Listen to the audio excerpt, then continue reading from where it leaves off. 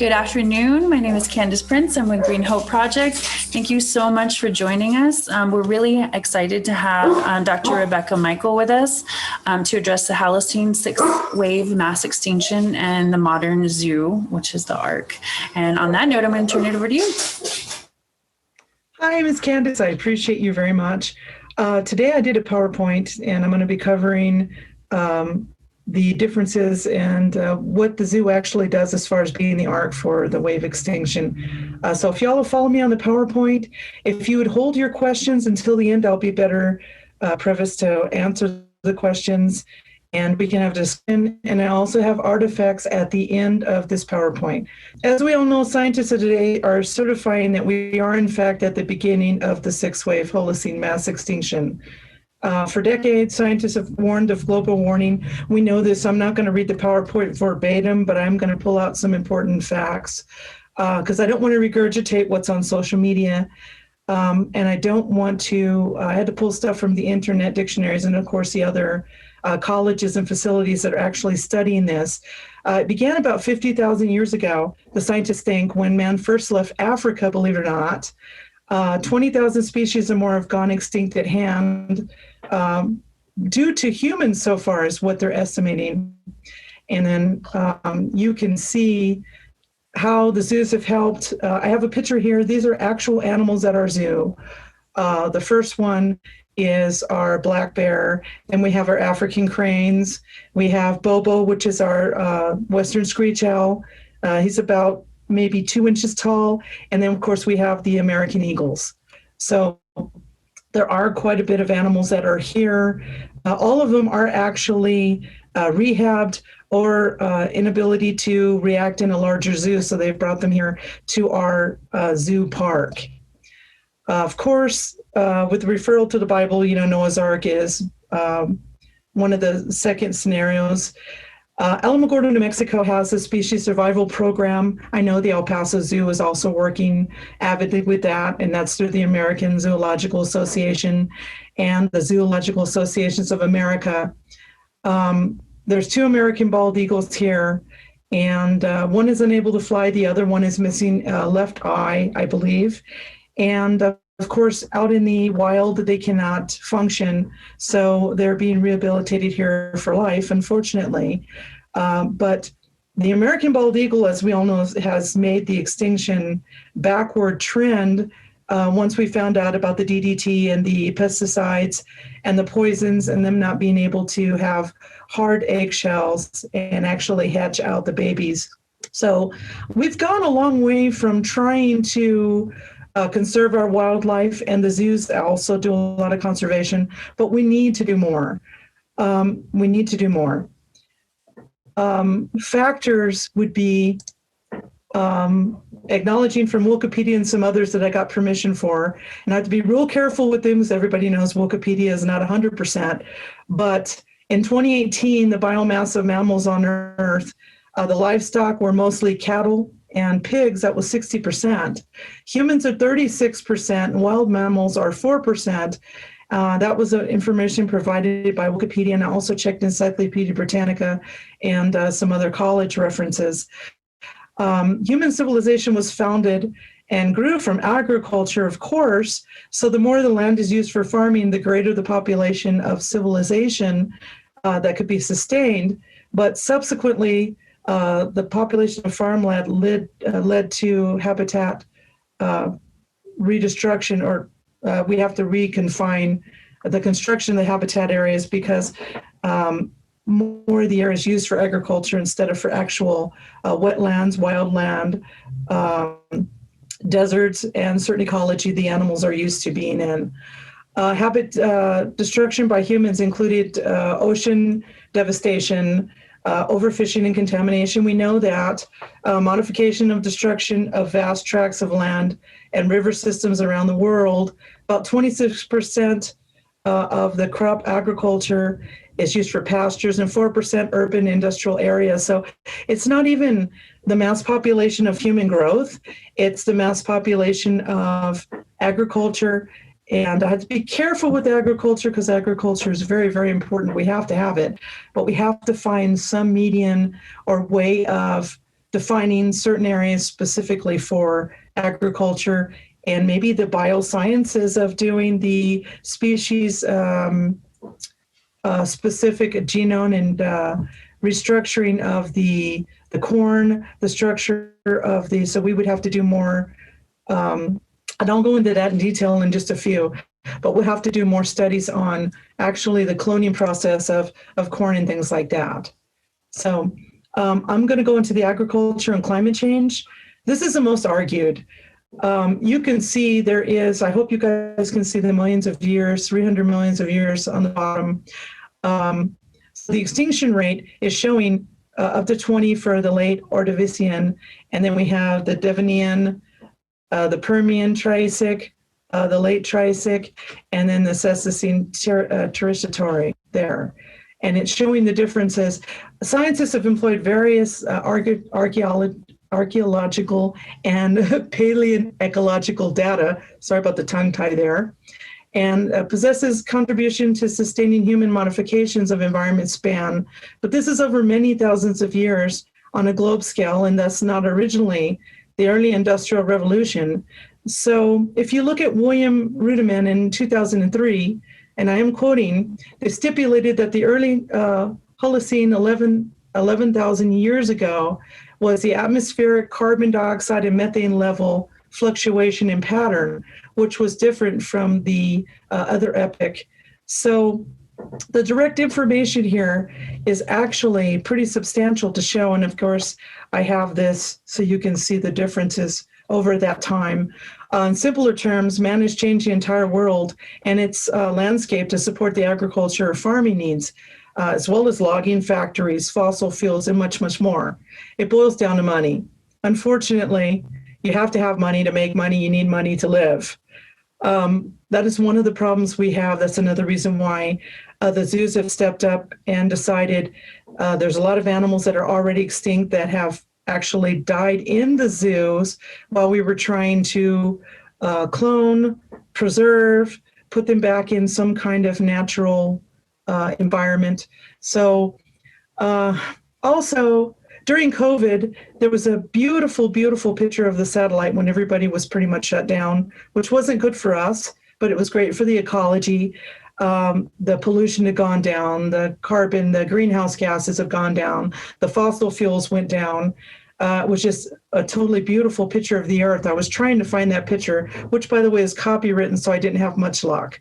But I just wanted to bring that into view. We're going to go back into the zoo arc. What does it do?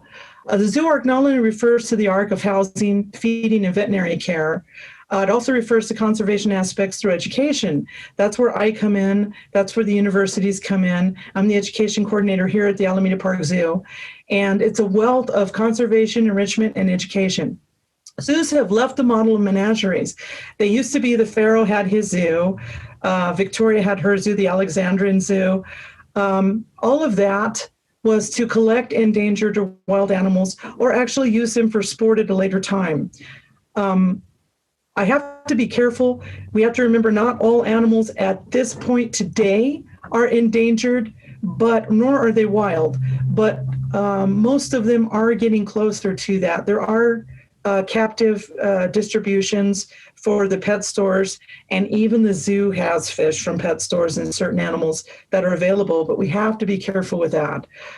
Exhibition of animals are now the new standard for zoos. No, not really. We can't exhibit animals. The animals can be seen. We want people to see them in their natural-like environment. We try to use Hagenbeck as an example of the zoos. El Paso Zoo is a good example of this. They have beautiful cement with waterfall, with trees and natural habitat in a lot of their enclosures. Plexiglass where you can actually look and see animals in certain areas. We have a lot of the older, I guess I could say park view kind of zoo, because we are a park zoo, an animal park zoo. So you're closer to the animals in a smaller exhibit, but we still have the waterfall and the screen or the cage on the outside versus looking down into the exhibit. Let's talk some zoo history. The Pinta Island large Galapagos tortoise. There was Lonesome George. He died in a zoo at 100 years old. They're now actually declared extinct. The Tasmanian tiger died in 1936 at the Hobart Zoo in Tasmania. And the last Carolina parakeet died in the Cincinnati Zoo in 1918. Her name was Incas. And the mate, Lady Jane, was the last of the species and died a couple of months after Inca died. So that was still in 1918. So we will never, ever see another Carolina parakeet unless through cloning they did preserve the bodies, and there might be a means for cloning. I'll go into that a little bit later. It's a little scary, but it is something that we're going to be using in the future. Here's a terrible, terrible example of me. Most instructors, well, I better just talk for myself. Me as an instructor, sticky notes. There's certain references, certain things I want to do. I was sitting at my desk writing various notes for this PowerPoint. The first thing I noticed is the trees on the left that I'm using. Though they're small, I'd not have enough Post-it notes to continue noting all of the animals extinct within the last 100-year time span. Of course, the obvious, 16 of these animals, only 16 are shown here, are way too many to perish. So my point is, I want you to notice that's a lot of animals right there that are expired. And these are what I have over there. There's the beriberi lion, the heath hen, the dodo bird, the western black rhino, the passenger pigeon, the golden toad, the Tasmanian tiger, of course, the Pinto Island tortoise, the Carolina parakeet, and the Caspian tiger, and the list goes on. What can I teach to revert this trend? That's what we're asking now. What can I teach to revert this trend? So the harder that we look at the presentation, we try to figure out what the significance is. We have to cut down on agriculture somehow. And I know everybody's going, what? Yes, you saw that correctly. Unfortunately, it's easier said than done. Again, we make genetic modified foods. So, but does this harm the environment? Who's to say? We're still working on that. We'd converted plants into farms, domestic farms and animals for food. The indigenous species pretty much lost their homes. Many families have many cars, carpool, ride the bus, bicycle. We can cut down on environmental poisoning in the air. I drove through my neighborhood yesterday and I noticed one family, and they have like 20 cars out there. And I'm guilty. I have two. I have a truck for the ranch and then I have my car. But how can we cut down on things like this? We're used to having the luxuries that we have. Energy, this is a big one. How many times do you cut the heater off during the day or at night, or now the air conditioner, or turn off the lights for wasted electricity? It's all about everybody doing their part, and we're going to have to recirculate and re-educate everybody on conservation, of course. Let's take a look at a couple of the extinct animals. We have right there, we have a zongi in the zoo that looks a little bit like this guy, but the problem is this is a pure wild animal that's not sterile because it wasn't genetically modified. That's another thing we have to look at. If we genetically modify animals, are they going to be able to reproduce? And of course, this is the lion that we were discussing earlier on the right. These are some of the animals at the zoo. I didn't think it would be fair not to put myself in a picture by Rocky. Top left, that is our African spur tortoise. He's pretty large. The next one is me talking to Rocky. Rocky is our alligator. And next to that is our capuchin monkey. Let me go ahead and see if I can start pointing to these things. And to the right is, of course, our bald eagle. Down at the left bottom is an interesting picture. That is a picture of this park zoo in 1898. Alameda Park Zoo was originally founded in 1898 by Charles Eddy. That's a picture of the ladies in their parasols and their beautiful dresses beside our lake, which doesn't look like that anymore, by the way. And then at the very bottom, I put a picture of our female lion. I believe, let me think for a moment which one that was. I think that was Kitty. That was Kitty. And she was with our Hercules. Hercules was our lion, African lion that passed away in 1987. We acquired him in 1969 and he passed away in 1987. So he's actually buried here at the zoo. He's one of our important zoo players. And of course, I had to explain the old zoo and the new ark. The lioness is in the old cages. You saw that from the previous slide. We no longer have the menagerie exhibits from the late 60s. The little zoo has been here since 1898, as I said, because of the train. Most of our animals are indigenous to the area. We don't have another African lion, but we do have mountain lions. We have one now. His name is Rocky. The animals are not on display or performance animals, meaning a lot of times if we want the river otters to do tricks and stuff, they pay attention to us because they know we bring them food, they want to play, they want to show off, and they'll do that. But we cannot make them do public exhibition. We can't feed them treats while they're performing. These are the things we've learned from conservation and the changes in the zoos and how the zoos are becoming the ark. The animals are primarily not able to live in the wild. An example of this is, of course, our Forest Service brochures that they circulate for the public. They do it for the parks and recreations also. One of my favorite ones is a fed bear is a dead bear. If a wild animal loses its ability to hunt, we will not be able to live or thrive in the wild. A lot of people don't understand the damage that they do. So we're trying to educate those animal lovers. You have them everywhere. I'm one of them. I will not chase down a bear, but some people do. And we have to educate and conserve the wildlife this way.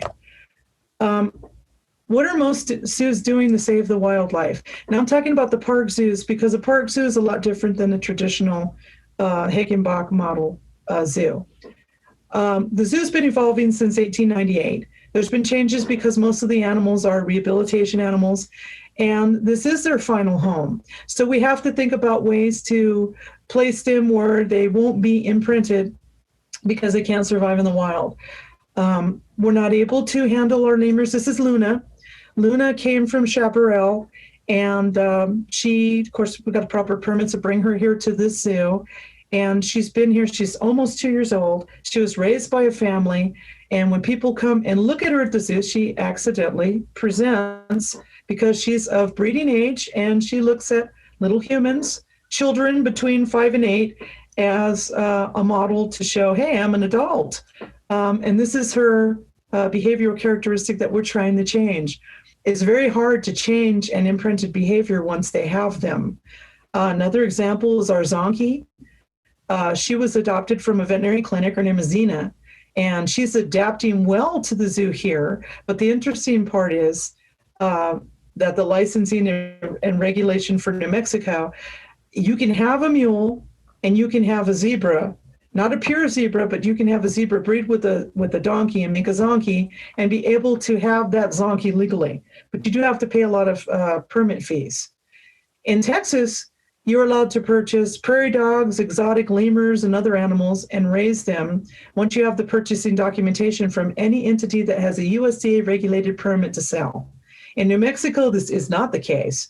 The lemur's on the endangered list, so the individual is not allowed to have this kind of animal as a pet. And they're absolutely 100% against wolves. I Googled the website on wolves to see how friendly New Mexico is with wolves, and they said, don't bring them. We are not a wolf-friendly state. Going to the wolves, the Education Center is proud to house the reptiles and fish for viewing and teaching the diversity of care and conservation. As a zoo, we can't just create a menagerie and begin to exhibit wildlife. And in the olden days, that's pretty much what happened. Interesting enough, the leading zoos have expanded their conservation centers. The Education Center coordinator creates the Junior Zookeeper program here at the zoo, the reasoning why the children of all ages can experience enrichment and conservation and zookeeping experiences for future wildlife careers. So zoos are starting to find their place. Again, they've always been the ark, but in this situation, we have to do more. We have to do more education. We have to do more expanding, more presentations like this are beautiful for the public to really get an idea of what's going on, and for the other educators to know what the zoo's thoughts are. I will have, after this presentation, various skull models, which were purchased from Skulls and Skulls, etc. The zoo is no longer doing live skulls. We have them. I do use the live skulls I have, but we want to educate the public away from collection and displaying animals. Of course, Native Americans are an exemption to this clause, but there's a lot of people that really have a connection with having artifacts, archaeologists, and of course the doctors. I am not going to go against them with this at all. I understand there's a strange kind of fetish we have for that, but the collectors out there, there's a lot of them, big game hunters. We're trying to kind of dissuade them from this behavior. This is a picture of the commissary. A lot of people don't understand we're USDA and we do get inspected, and our commissary has certain standards. On the left, you'll see our food processor, and then we have our scale. We have to weigh everything. There's a rack of knives above where all the pans are.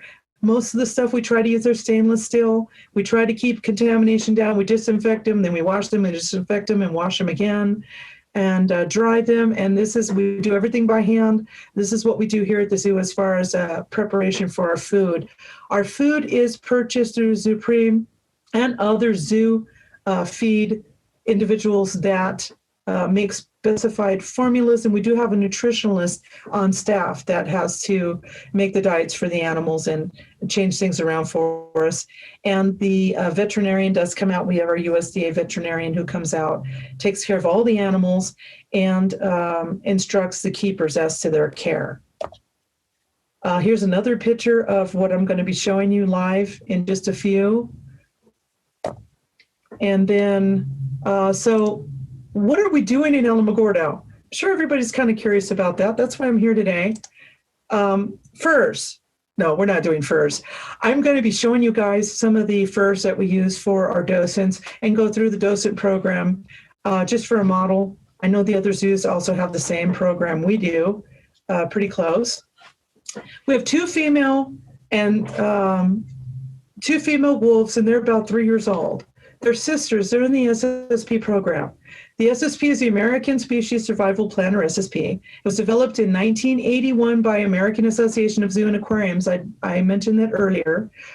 They help ensure the survival of selected species in zoos and aquariums, most of which are threatened or endangered. So this is courtesy of Wikipedia, this one paragraph for the SSP. Everything else is pretty much for me. For over a century, zoos have used the metaphor of the ark to describe their role in society. Believe it or not, it's a sociological trend and change. It's not just educational, it's sociological and economic. The story of the ark was originally used by zoos to describe the aggregation of all of God's creatures under one single roof. The modern retelling shift and focus of the metaphor towards the great flood of human influence with zoos serves as lifeboats. So we're throwing lifeboats out. That was from Wikipedia. Our zoos have always been lifeboats for the injured or rehabilitated. We have never had public exhibition of our animals, and we don't believe in handling them. I wish we could, but we can't. We don't even have an ambassador animal right now. We could get an ambassador animal for the education program. It requires special permitting, it requires special housing, and it can't be with the other zoo animals.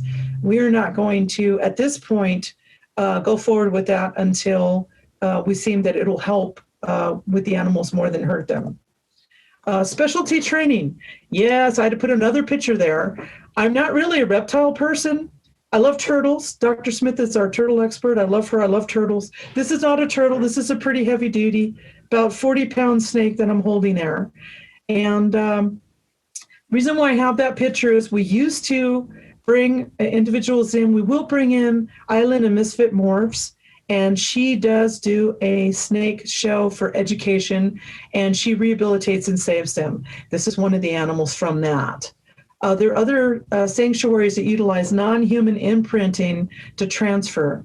I was training to don special coverings to mask a human scent with bottle-feeding bobcats and other large feline species when I did special level 5 zookeeping. I can't say where I got that from, but I can tell you it's in Florida. And they have nothing but the large cats. Again, a fed bear is a dead bear. That's a model that we should use from the parks and wildlife. They said we can use it. It helps. A fed cat is a dead cat also for the pumas, mountain lions, depending on the location you're in, what we're going to call that large cat that lives indigenously in this area that we call mountain lion. Back to the Holocene extinction.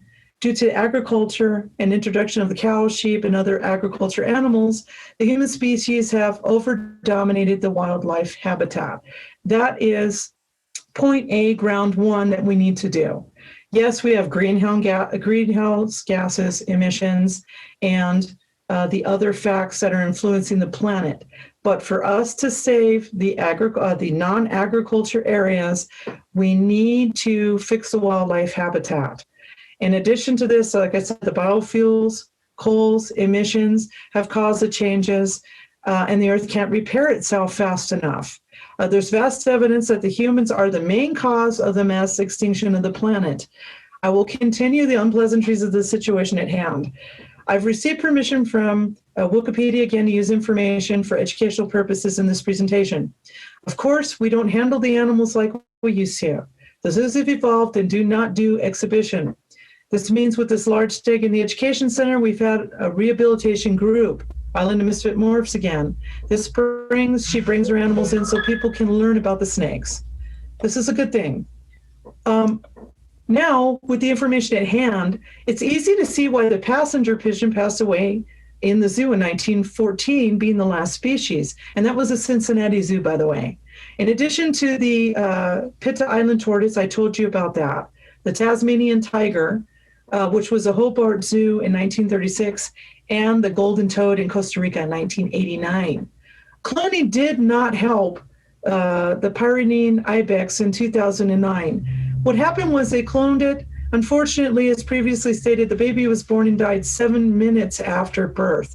We're not specialists at cloning yet. When I worked at Cornell, we were trying to do cloning and things like that. And again, the animals don't live long. And it's just a really, really hard process. Let's recap North Americans' losses also. The North America lost the Western camel, the mastodon, the American lion, the Hagerman horse, and the dire wolf. A lot of people don't even know about these animals. In cloning the future of reproduction for our lost species, who's to say? At this point, something must be done to save our planet and its wildlife. We must make a conscious effort to make drastic changes. And then, of course, on the left side, I have a photo of Buford. That's our African spur tortoise. He's 42 years old, and he's here at the Alameda Park Zoo. He's also another rescue. I went the wrong way. I'm sorry, guys. Bees. Yes, I have to talk about bees. Between 2007 and 2013, over 10 million beehives were abandoned due to colony collapse. I was reading the paper about Seattle. They were working with those murderer wasps, and they just go in and completely decapitate the bees, kill hundreds and thousands of them. So this is something else we're going to have to be working on. So we have the honeybee decline. And the symptoms were failure to return the hives. Of course, they're getting killed by murdered bees. They're working on that situation right now. That's something very important we have to work on. I know y'all should have a copy of this PowerPoint. If you need one and you don't have one from the presentation, please reach out to me or Candace, and we'll be sure to get you a copy. Next, I'm talking about the governments and the international actors are increasingly understanding the connection to the forest and land use. In some areas of the Amazon basin, countries are in the process of forest transition. One thing is this takes so long for us to regrow, transition, and recover and less pressure and existing forest for clearing. So these are things we really need to look at. We're not doing things fast enough. Of course, I'm sure y'all have heard that before. So that's one of the major things that we're looking at. And I did a screenshot of extinction threatened and least concerned. If you're not used to the IUCN, you can go to the IUCN index, which is a red list extinction of the world species. It's a list of endangered species and critically endangered species. And what's interesting is our lemur is actually on the threatened and endangered. So the lemur would be right in the center under EN, last that I checked. Then, of course, I have to go into the apex predators. The fungus, the fruit, and the apex predator. It's been noted that, in fact, such evidence that the humans are unique in ecology and unprecedented global super predator. We are the main predator that is actually influencing the web of food, the climate system. Dr. Smith, that's in Yellowstone Park, he is very, very interesting because he has actually worked on putting the timber wolves back into the park in the forest area, and the deforestation is changing. Tongue-tied today, guys. And they're noticing that the park is actually coming back to how it should have been, but we didn't realize how important the apex predators were. We're not an apex, but we're a dominating predator. And if you look at this, a 2018 survey published in PNAS found that since the dawn of human civilization, 83% of wild mammals, 80% of marine mammals, 50% of plants, and 15% of fish have vanished. Currently, livestock makes up 60% of the biomass. 60%, that's more than half. So as for birds, there's only 4%, 70% are domesticated, such as poultry, whereas only 30% are wild. So the statistics are not looking very good for us at this point. And then this is a terrible picture, Dr. Smith, please don't look at this. But this is what's washing up on our beaches. This is what's going on. On the left side, I have the percent of survival of large mammal species, Africa, Australia, North America, and Madagascar. And that's really, really bad. So it's not unusual now for people to walk down the beach and see something like this. And as you can definitely tell, the turtle's a healthy turtle. It would have strived if it didn't have a problem with that rope that got stuck around its neck. So I just wanted to point that out. And then there's another devastating picture after that that shows with the wells, what we went through with the Bailing well. And like I said, I'm not going to go into complete detail because I only have an hour and I don't want to kill you guys with this PowerPoint. The biosphere disruption, this is where I wanted to actually put the picture of what the Earth looks like now during the COVID and the changes in our lifestyle and our behavior. So the Future of Life 2002, Edward Osborne Wilson of Harvard calculated that the current rates of human disruption of the biosphere continues. One half of the Earth's highest life form will be extinct by 2100. We're in 2021. We're looking at 2100. A 1998 poll conducted by the American Museum of Natural History found that 70% of biologists acknowledge an ongoing anthropogenic extinction event. At present, the rate of extinction of species is estimated at 100 to 1,000 times higher than background extinction rates. So we really, really, really, again, need to pay attention to this. So Holocene extinction is also known as the sixth extinction. It's possible a sixth mass extinction event after our Ordovician Solitarian extinction event. So I'm not going to quote all this. I did put the quotes in and leave them so that you can review them at a later time if you'd like. The next slide is actually, I wanted to put the references and acknowledgements. Everybody know if we don't reference and acknowledge, we'll get in trouble for plagiarism. I don't do that. Thank you for allowing the Alameda Park Zoo to utilize your work in the presentation and being here online for this time. I'm going to stop sharing for the moment so that I can start showing you the artifacts. So let me see if I can go ahead and stop sharing the PowerPoint. Okay. The first artifact that I want to show is this is not a real skull. This is one from Skulls, etc. that I was talking about. But this is our mountain lion. And I'm going to bring him right up close and personal so everybody can see him. What we use this for is we actually use this in training and education. One, so they could actually see the anatomical positioning. You can see the axial. You can see how the skeleton goes into the spine. If I had the rest of the spine, I have the cranial nerves intact. But this is our mountain lion model. And it helps us also with differentiating carnivores and herbivores for the students. So I hope everybody got a good view of that. If you didn't, let me know. We can revisit it. But that's one of the artifacts I have today. Another artifact is going to be a real artifact. This is actually the rhesus monkey. And here's our rhesus monkey artifact. Now you see the difference with the real skulls, but the reason why I like to use the real skulls as well is because of the imperfection. You can tell health natural environment and all kinds of things by looking at the conditions of the skulls. And I can teach the students, and we can also educate the public on the differences. This guy probably had a little bit of a different smile and different idea in the wild. So this is our rhesus skull. And there he is, that's our rhesus monkey. And I brought, this is a terrible skull. I apologize. This was donated to me from Fish and Game.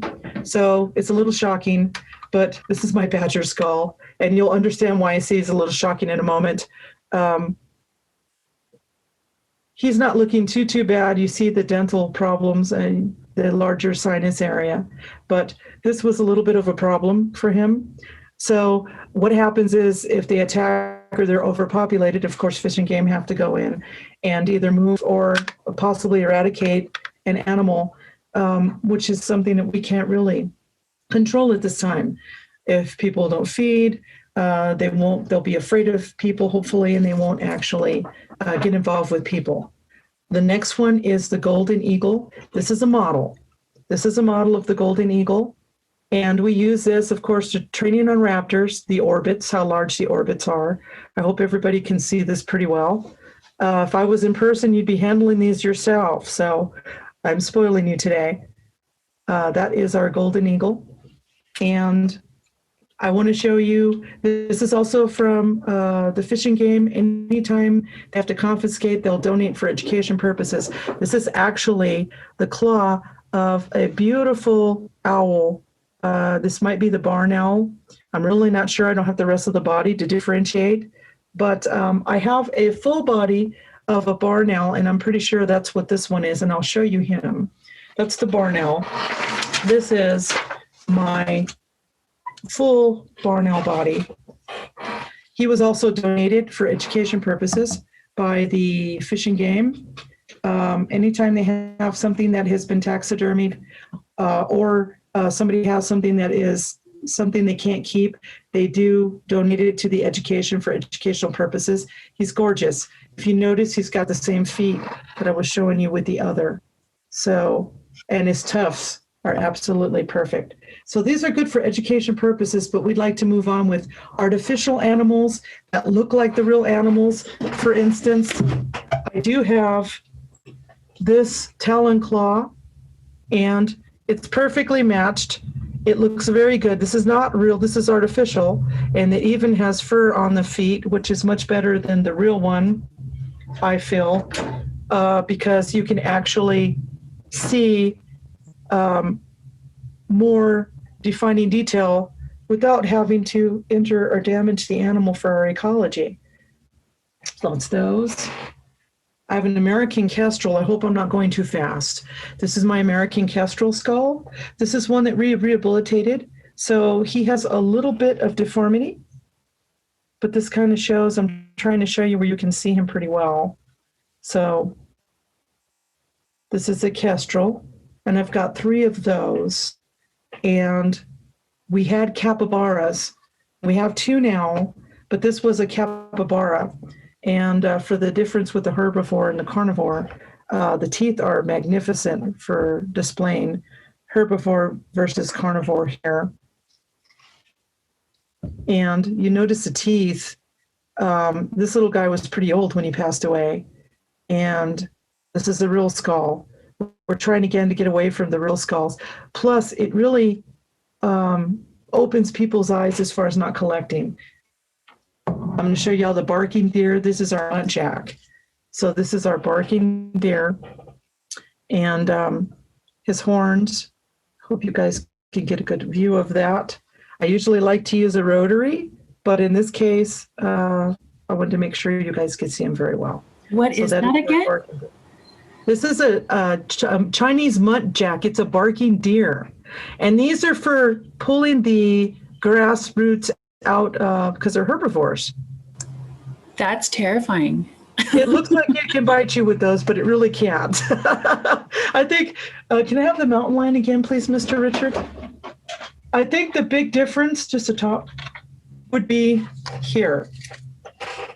See the palette in the center of the muntjac versus the carnivore? The mountain lion is on your left, and the muntjac is on the right. So there's a big difference And the palate and the teeth, these are for grabbing and pinching. And then, of course, we have the puncture. They just have the tilling of the earth, and then they have this really soft, I'm trying to see if you can see it, really soft place where they can grind the grass and the roots. So they're 100% herbivore. I've never heard of that ever. That's insane.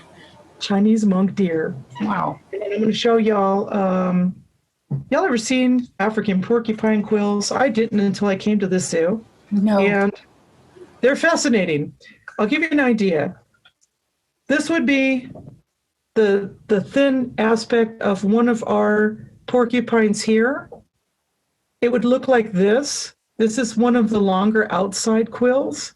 Now, this will give you a closer definition of, can you see that spike?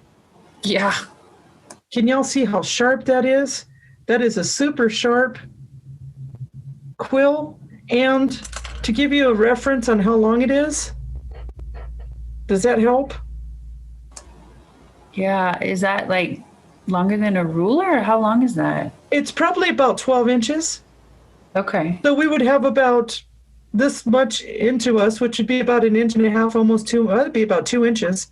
And you have to cut the quills to depressurize them. That way you could turn it so it'll relax and you can pull it out. I learned about that too, but I won't discuss it at this presentation. I'm going to show you guys, this is a real claw. This is from one of our hawks. And again, can I have the artificial one so I can show the difference? This is one of the ways that we're doing education without actually using, this one has, the one on my left is actually the artificial one, but as you can see, the detail from skulls, etc., is so nice and nicely done that they look a lot alike. So I'd rather use the artificial and save the real for a museum piece, but not use them so that the animals are more safe and protected from collectors. Collectors are another problem we have, but I am not going to go into that. But I'm going to show something that's one of Dr. Smith's favorite. Dr. Smith is our turtle expert, as I said, and we have to teach about tortoises as well. So I have different tortoises, and these are very, very old. We did not kill them, I promise. These are artifacts from people who have donated them. They've dug up to make houses and found them in the area where they were doing construction. And so they brought them in and we were able to use them for education. I by no means like using real turtle shells, but in this case, because of the situation, I think it's warranted. Some people may disagree with me, but I try not to do that. So the biggest thing we have to worry about is conservation, enrichment. I didn't really touch much on enrichment. Let me touch on that. I have a little bit longer and then I'm almost done, guys. Enrichment, it could be sound enrichment, visual. It could be auditory, visual, palatable through diet.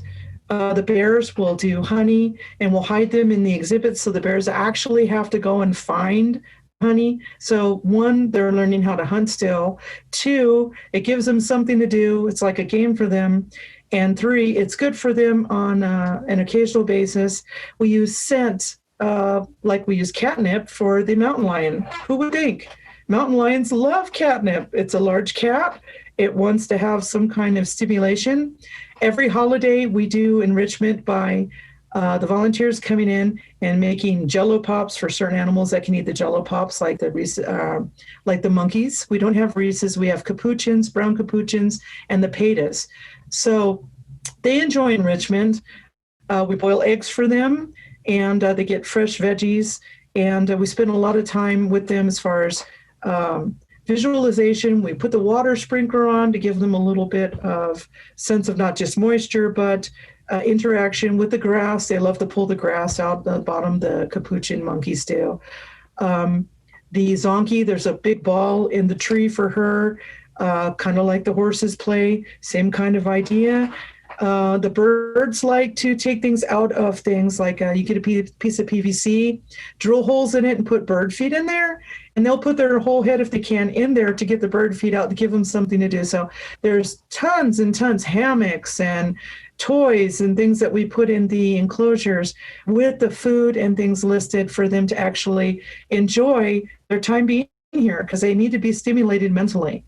So bats prefer certain colored lights. If you have a bat cave for your bats, we don't have bats here. I wish we did.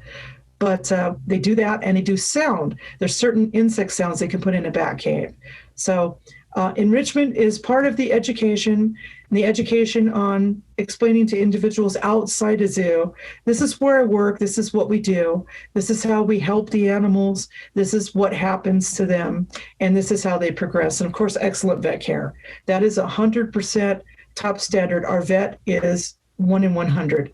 So that is pretty much what I have for my presentation today, unless you guys have any questions. Oh, that was awesome. Thank you so much for sharing all that. There's a lot of stuff that I had no idea about. So I think you're right in mentioning that things like this, these moments that you take to educate us is where it's going to change. You know what I mean? Well, thank you. Just comments in the chat saying, I guess based on some of the earlier pictures, that it was so sad. Probably some of the turtle photos. And then somebody says, is there a concern about elephants, for example, not having enough room or being depressed? I've seen them rock back and forth, or they're alone in some zoos. Aren't they very social? They are, we don't have an elephant in our zoo. So I can't discuss the elephant as far as Alameda Park Zoo, but I can talk about the El Paso Zoo. And it's not bad. I promise it's not bad. I love them. They're good. They're part of our ally system. They had Mona. Mona was from, I believe, the late 50s to maybe the early 70s or 80s. She did pass away. She was there. She was an Indian elephant. She was fantastic. I loved her.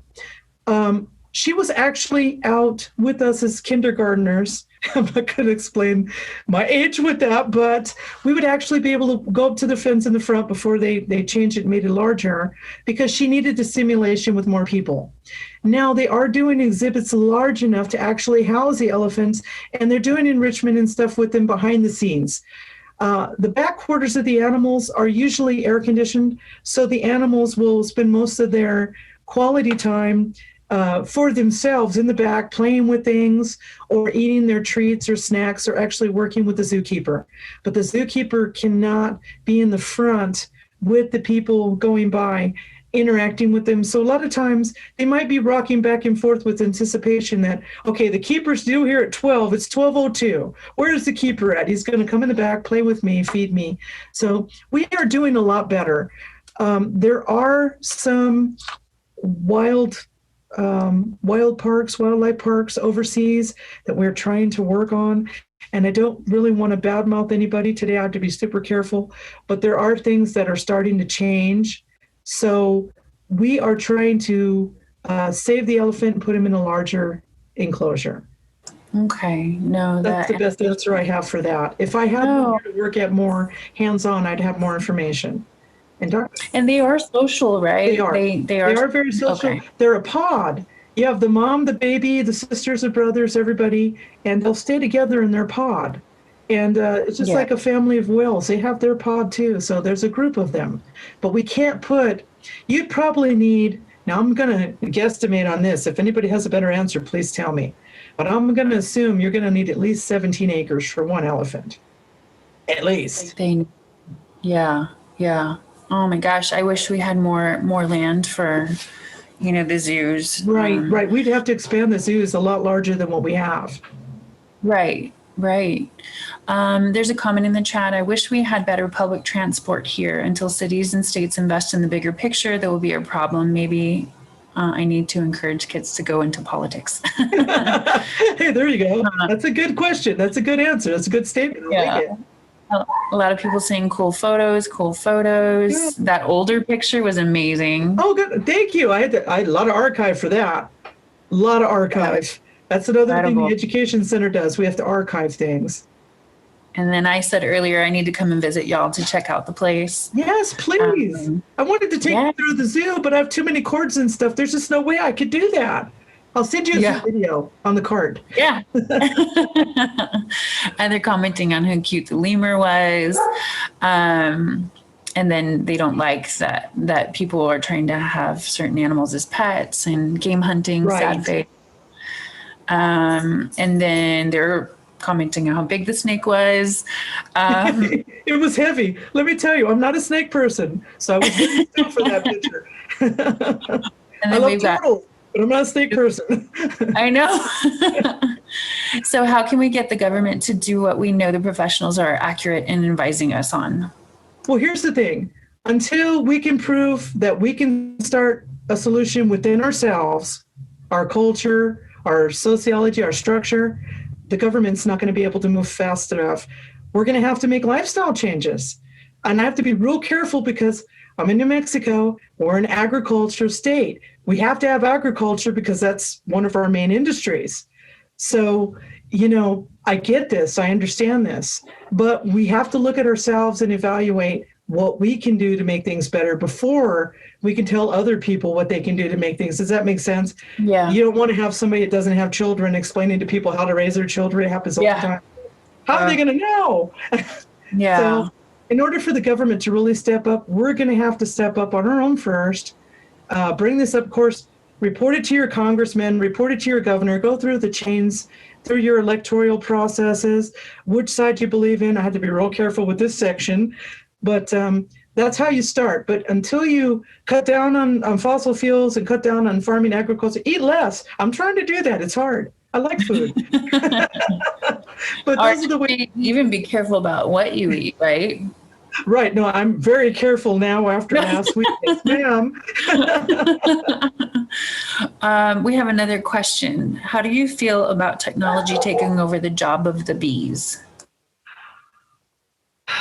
I'm not really qualified to go through a good answer for that because I've been doing minimal bee research. I'm trying to get more knowledgeable about it, and I really don't know. So, but I can start looking up and researching. If they want to send me their email, I'll be more than happy to get information, but I'm just not set up to answer that. No, that's fair enough. Thanks for being honest. Yes, ma'am. Question. Did the water source for the lake at Alameda Park Zoo that formed the lake in the early 1900s dry up, or was it augmented with groundwater? I am wondering if we had a wetland and lost it or not. Thanks. Great job on this presentation. Awesome. From what I've heard, this is what I've heard. I have to do more research on that one too, Ms. Candace. But it's underground, and we had... Alameda, of course, is named for fat cottonwoods. So that's how we got our name. It was abundant. There was a lot of water here. I know they had the water wars of Tularosa, and I know they had the ditch wars, and I know that we've been reverting the water all over New Mexico. So from what I understand, from what I've been looking at, it's primarily going underground. We're not getting the rains we used to get as far as rushing the water down through the mountains. Through culverts, through our canals, through places we need a lot of irrigation, or not irrigation, but water flow. I don't want irrigation, I want water flow. As far as the wetlands, I'd have to research that. I don't know. That's a very good question. If she wants to email me, I'll be glad to research that and get her information. I just don't know. No, and then for anybody who maybe is tuning in later, they're watching this on YouTube, if they want to reach out to you or if they have questions, what would be the best way to get a hold of you? I think, well, they can text me if they want to. I'm more than happy to give that number.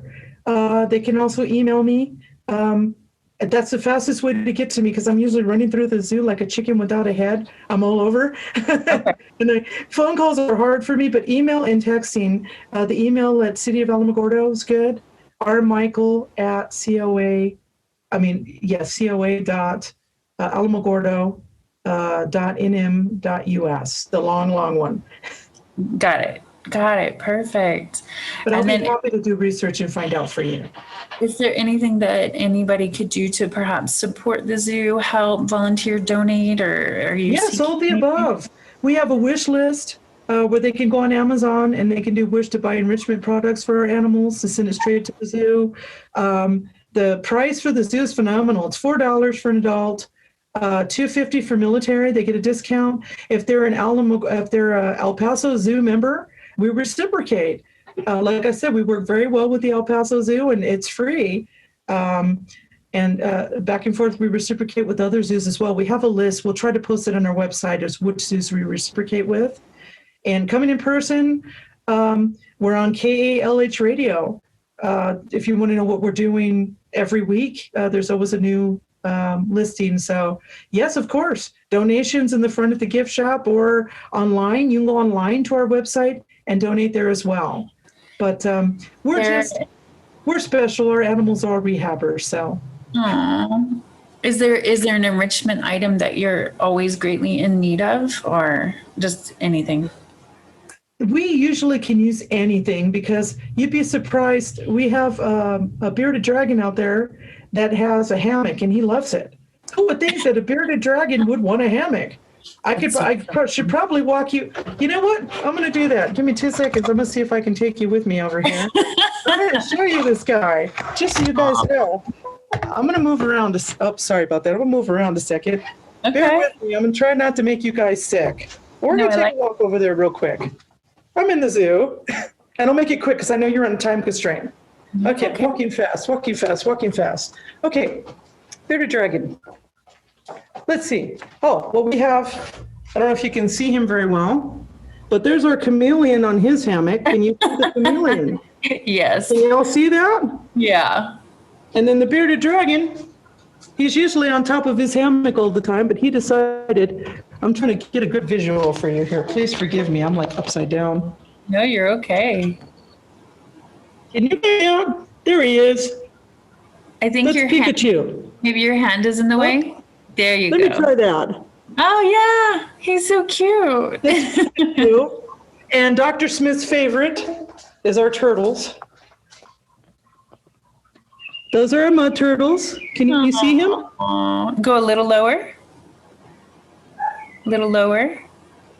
Yes, there you go. Oh, there. Yes. And the rest of them are all snakes. You want to see a huge snake? I'll show you a huge snake. He's actually out of the water today. I'll try to keep my. Oh my God! In the water. Can you see her? Kind. Can you see her up there?